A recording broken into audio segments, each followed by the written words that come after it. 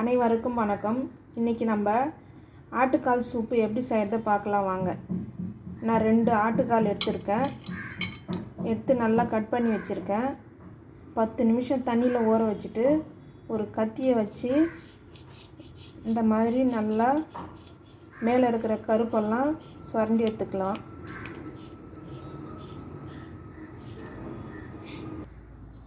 மீதி இருக்க எல்லா காலையும் க்ளீன் பண்ணிவிட்டு இது கூட கொஞ்சமாக மஞ்சள்தூள், கொஞ்சமாக உப்பு சேர்த்து நல்லா கழுவி எடுத்துக்கலாம். இப்போ மசாலா அரைச்சிக்கலாம். 1 ஸ்பூன் அளவுக்கு மிளகு சேர்த்துக்கிறேன். 1 ஸ்பூன் அளவுக்கு சீரகம் சேர்த்துக்கலாம். சின்ன சைஸ் தக்காளி சேர்த்துக்கிறேன்.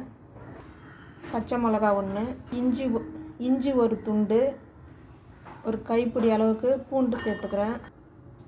ஒரு கைப்பிடி அளவு சின்ன வெங்காயம் சேர்த்துக்கலாம். இது கூட கொஞ்சமாக கருவேப்பிலை. இது எல்லாத்தையும் சேர்த்து மிக்ஸி ஜாரில் கொரகொரப்பாக அரைச்சி எடுத்துக்கலாம். இப்போ நம்ம க்ளீன் பண்ணி வச்சுருக்க ஆட்டுக்காலை குக்கரில் சேர்த்துக்கலாம். அரைச்சி வச்சுருக்க மசாலா எல்லாத்தையும் சேர்த்துக்கலாம். இதோட 2 லிட்டர் அளவுக்கு தண்ணி சேர்த்துக்கலாம்.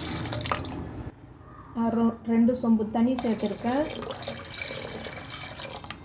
இது கூட 1/4 டீஸ்பூன் அளவுக்கு மஞ்சள் பொடி, தேவையான அளவு உப்பு, கொஞ்சமாக கருவேப்பிலை சேர்த்துக்கிறேன்.